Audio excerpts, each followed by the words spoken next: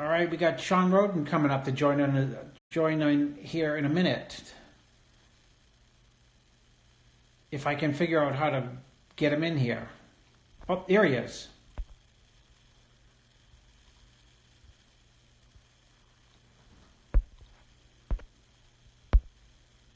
Not yet.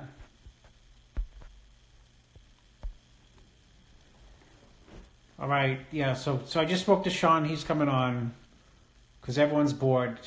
I tried to get Guy Sistanino, but he's in the gym. Jose Raymond didn't answer. Reagan Grimes won't take my calls. That was a joke. Let's see. Rhoden versus Best versus Ray versus Best. My God, Shawn would smoke him, dude. There's like a 60-pound weight difference and about 3 inches in width. That's unarguable. God. Okay, Rhoden, when are you joining? I will wait for Shawn. Let's see. Hold on. Let me pause and see if he's there.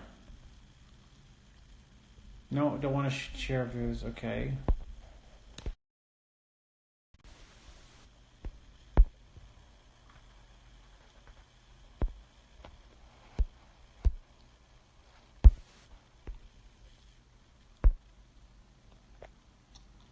Do you have a favorite memory of your time as a bodybuilder? Let's see. Hold on, guys. Hold on. I'll answer those. Go live with... Where's Rhoden?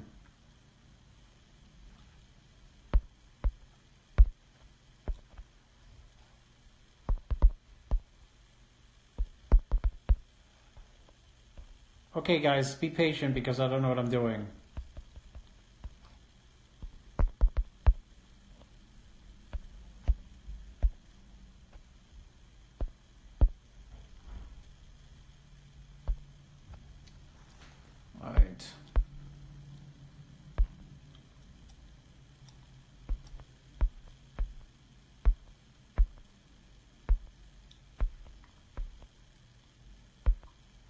All right, we're waiting on Shawn. Flexitron, I think this might be him. Hold on.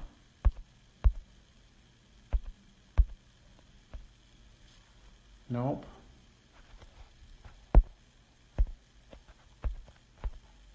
Big Shawn, where are you?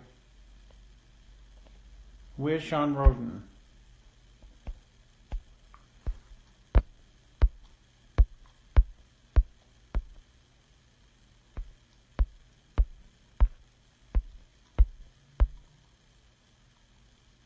Chris, your thoughts of Flex in the Open? Do you think he can make top 5? Yeah, I think so. I'm sure he'll be very improved, right? He's the only one training right now. You know, he's got his own gym, him and a few other people.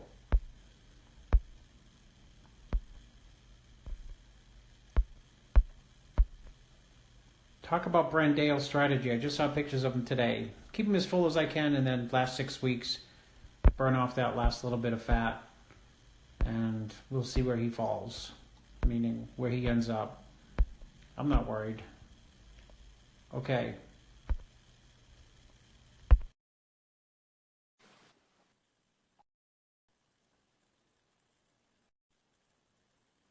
Okay, Flexitron's coming up. Hold on, he's got to have a Wi-Fi What's the connection. dealio? Yes, sir. Mr. Aceto. Oh. Like, Chris, I'm watching you yesterday and I'm dying. Because, like, people don't realize how funny you are. I'm like, Chris is like, that. They didn't change the Bible. So I said it takes 3 months.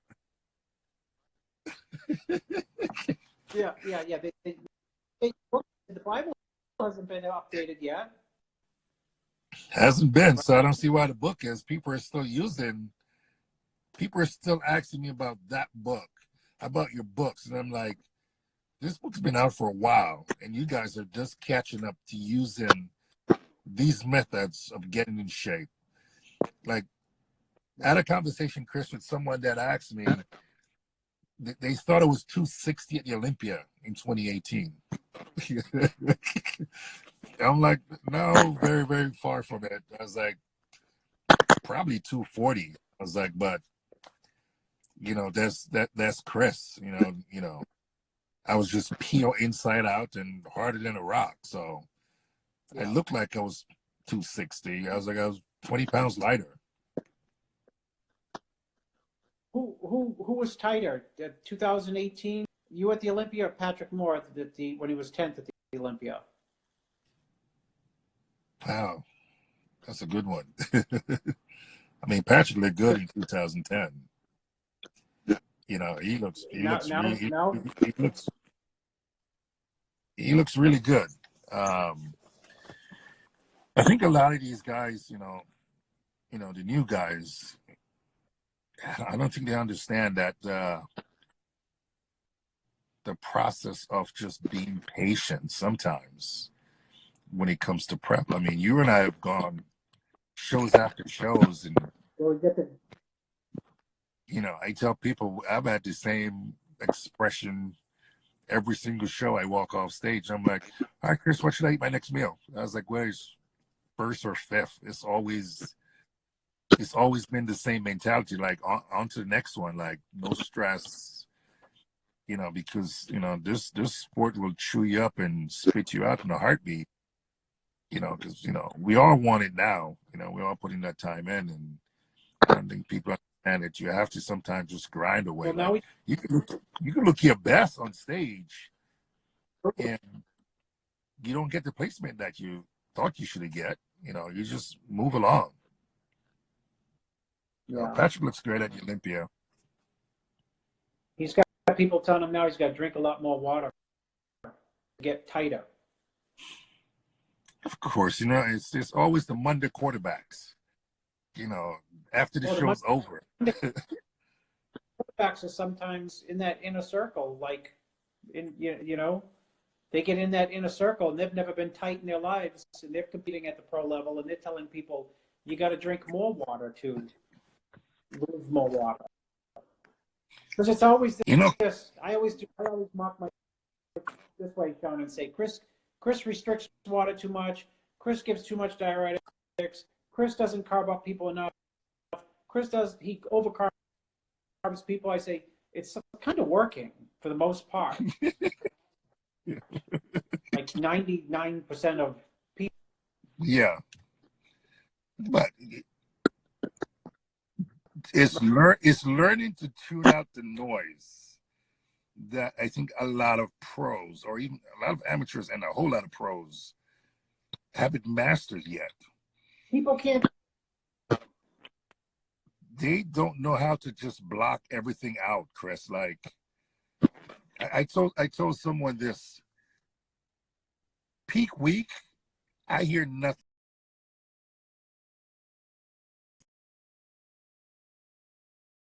Chris is going to walk in every hour and a half, every 2 hours. I'm going to pose. And if Chris is sitting in the back row at the auditorium and say, chest up, elbows back, that's the only voice I hear. I don't care if everybody is screaming. I hear nothing. Like, it's just, you got to learn to tune all that out, especially at that level, because everybody's a critic, after the show's over. They want to tell you what you should have done. Like, you should have done this. Like, if I was you, I saw someone post, hey, Patrick, another 15 pounds and you're killing it. I've been hearing that since day one. When you're like, well, if Shawn put on an extra X amount of pound, I'm like, how do you know that's what I need? Like, I could put on 5 pounds and make it look like 10. But it's those Monday quarterbacks after the show's over. Like, everybody thinks they know, like, you're the one that's been looking at them since day one. You're the one that's like, okay, you know what? Week 16, you're looking at how the person looked. You're seeing how their carbs, how their protein, their cardio, their training. So I'm like, the day before the show or the week before the show, I can't listen to anybody telling me what I need to do or what I should have done when you weren't there to see the change and the transformation. You don't know how I looked when I was in 100 grams of carbs compared to 50 grams of carbs. But you can tell me after the show's over what I need. I ain't buying Yeah. it. Yeah, Seem well, you like get it. I mean, uh, how come you can tune people out and other people can't? Chris, I don't know, man. It's I've been around you long enough to know, like you guys. Look, my first experience with Chris, first time we ever met face to face, getting ready for Tampa Pro, and I'm in Tampa. I'm waiting for Chris. Chris got off his flight, came to the hotel, and he's like, "So, how do you look?" And I'm like, "Best I've ever looked, by far, best you ever looked." And he goes, "Okay, let me take a look at you." You know, I went to this little gym. I stripped down. You know, I started posing, and Chris has no emotion. He's just looking like, mm-hmm. Like, how do you feel? I'm like, oh, I feel great. Feel tight. Best I've ever looked. And he looked me dead in the face and said, okay, 50%. I'm like, Chris, I didn't even look like this at the Olympia last year. He was like, no, this is 50% of what you're going to look like come showtime. And I'm blown away because I'm like, this dude has to be crazy to think that this is 50%. Like, I didn't even look like that the year before at the Olympia. And I have a picture to this day that I use as a reminder because it's me and Chris looking in the mirror. I'm in my posing trunk. Chris is wearing a white shirt and some blue jeans. Look like he had food stain drops on it from all week in Tampa. And we both have this look on our face like, and he's smiling. You can tell that look is like, yeah, this is what 100% look like. Yeah, I've just learned how to about tune everybody out because that for me right there was apparently you know what you're talking about and I know nothing. the funny thing is at that show they were filming the first Generation Iron, like the movie, and you said they're filming a movie. I'm like, are we in it? Like, we're winning. You said, no one's in it except me and you. I'm like, Yep. yeah, but you're gonna win. Rolly with he was in it. I mean, Right. the whole cast. Yeah, I remember that, Chris. I just remember sitting backstage with you and Rolly's like wrapped in a blanket with grandma. And I'm like, do I pump up now? You're like, no, just wait. And I'm like, do I pump up now? You're like, no, just wait. It was like everybody stripped down and they're just hitting the weights, pumping up, trying to get their camera time. Generation Nine is running behind these guys that's in the movie. And then Chris was like, okay, just, do some light stuff, some push-ups. And I remember stripping down and everybody just stopped. You could hear a pin drop backstage like who's this guy? And What I'm dying. happened? What I'm happened when dying. Dennis? What happened when Dennis James came in the room to take a look at Oh you? yeah. Oh, that was a trip because he was like, man, I've seen everybody, man. Tony looks great. Rolly looks great. I mean, these guys are looking amazing, and Yeah. he's like, okay, let's take a look at you. And I'm just kind of sitting there going, and I remember when we stripped out, he was like, oh shit. He guaranteed you the win. He said, "I Yeah, he was guarantee you." he's like, I Period. guarantee you to win. And I'm dying because at this point, it's like in a press conference. We were like the last one they interviewed. It wasn't even an interview, the press conference with Bob. It was just kind of like speak to everybody else. And then he was like, oh, yeah, the Flexitron is here. Okay, thank you guys for coming. and walked Yeah. off. And I'm like, wow, okay. But I think for me, Chris, that was a major turning point because I don't think nobody expect, the guy that just fought at the Flex Pro in 9th or 8th at the Arnold would have made such a transformation in a couple of months after earn your surgery, not training for 12 weeks, sign up with Chris. I will. I will.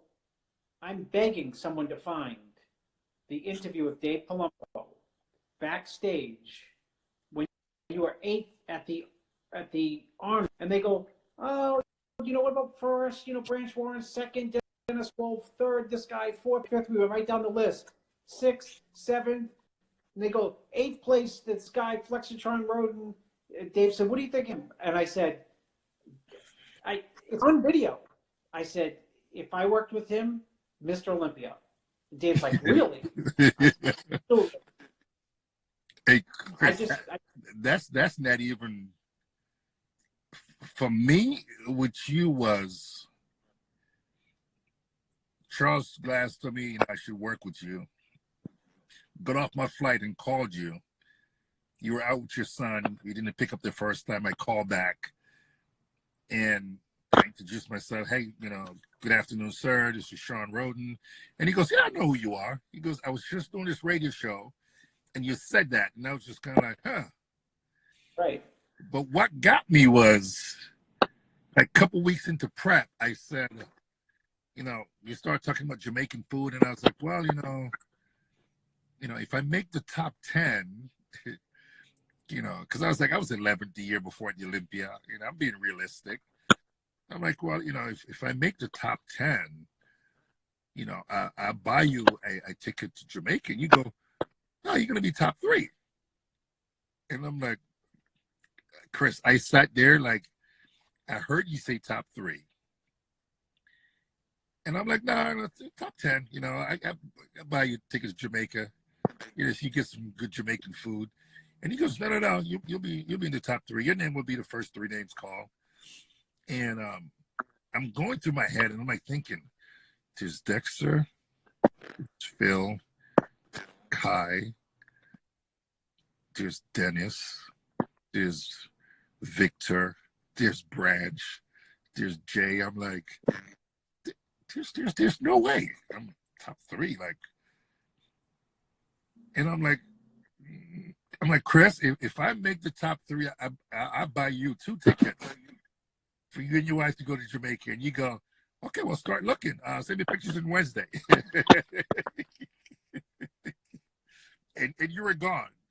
I get off the phone and I looked at the girl I was dating at the time, and I was like, Chris just said I'm going to make the top 3 at the Olympia. And she started laughing. She goes, which Olympia? And I'm like the one that's coming up. And she goes, if I was you, I would drop him. She goes, you were at the Olympia last year. You knew what the top 3 looked like. And she walked out of the room laughing because I knew she was thinking the same thing that I was thinking. There's no way I would make the top 3. But I remember I'm like, just follow the process, man. And making it to the Olympia. And the next thing I knew, I was actually shell-shocked because I remember hearing Steve Weinberger going, Phil E., Kai Green, Shawn Rhoden, and I was looking around like, I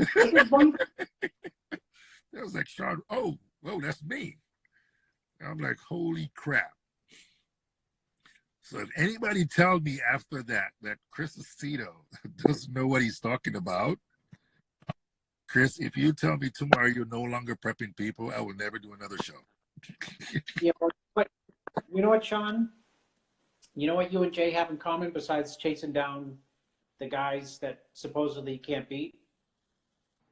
Is that after a show, no matter what happens, it's not like you out trying to commit suicide on the Monday over the placing. Or the way you looked.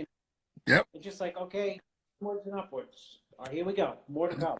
I think there's probably 3 people I know with that mentality. Jay, you, and Dexter.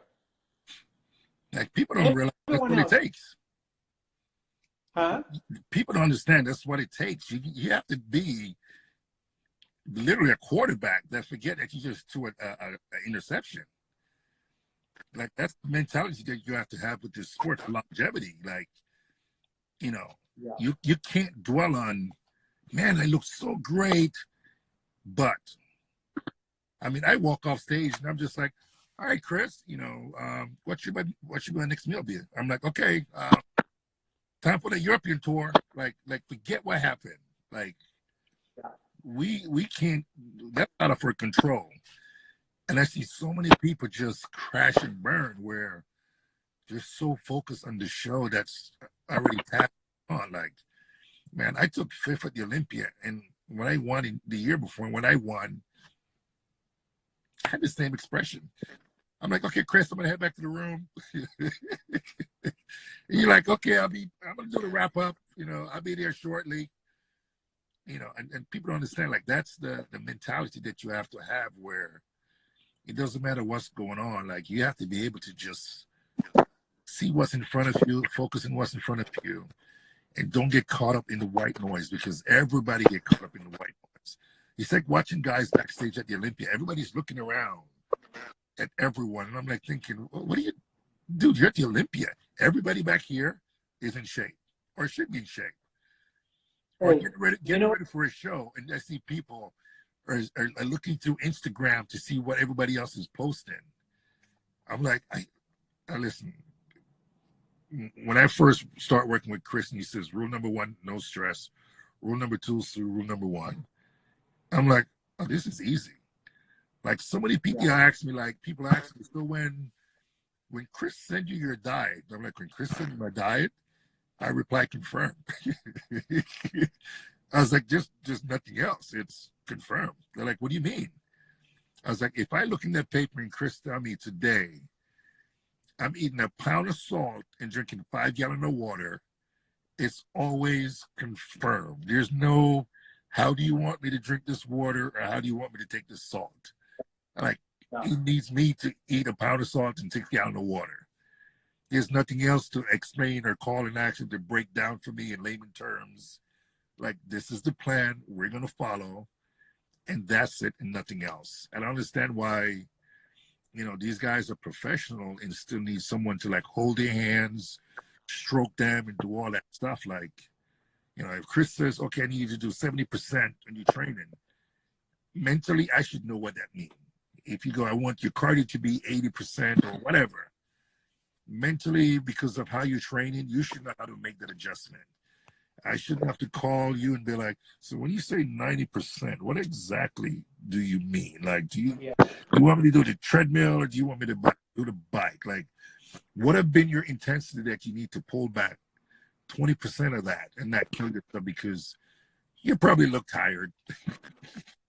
You don't need to go all out. Your carbs might be low, but nobody understands that anymore. They want that, that quick fix right away. They want something sexy and magical. Yeah. I just had that conversation this morning, with someone, Laura was helping someone with a diet, and they said to her, diet is failing. And I say to her, what do you mean by your clients that diet is failing? She goes, yeah, they said the diet is failing. I'm like, so what does she mean? She goes, the funny thing is, after I asked her, are you eating all the food? She goes, no, I've been snacking a lot. I'm like, well, it's not the diet. At this point, it's the person. I was like, Chris would say to me, I could give you the best diet, Shawn, and give you the perfect workout schedule.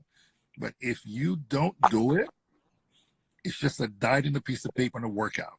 You still have to go out and perform. You still have to go out and do it yourself.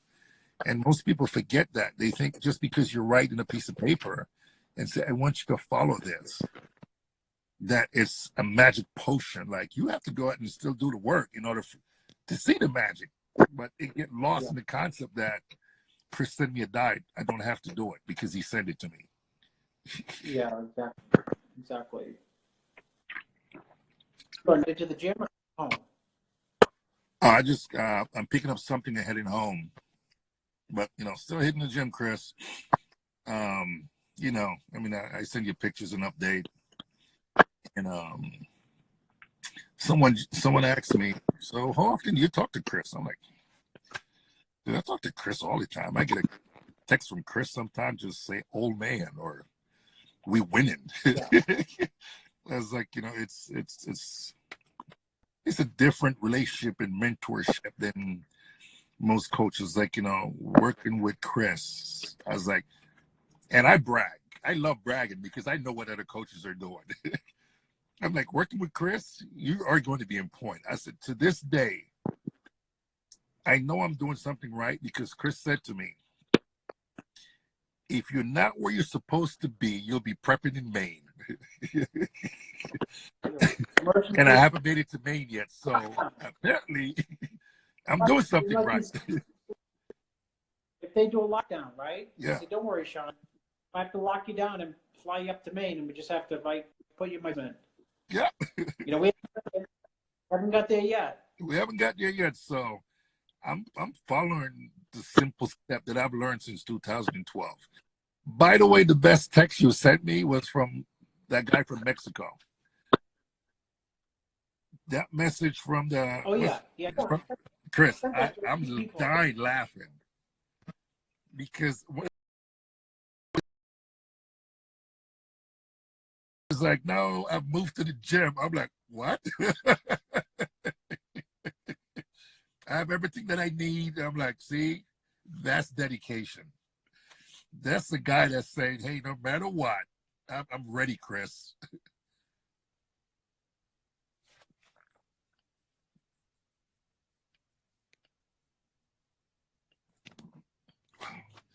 How's Jose doing?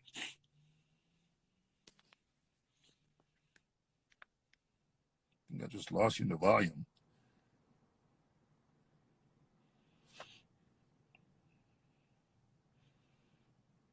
Your volume is gone. Your voice is gone.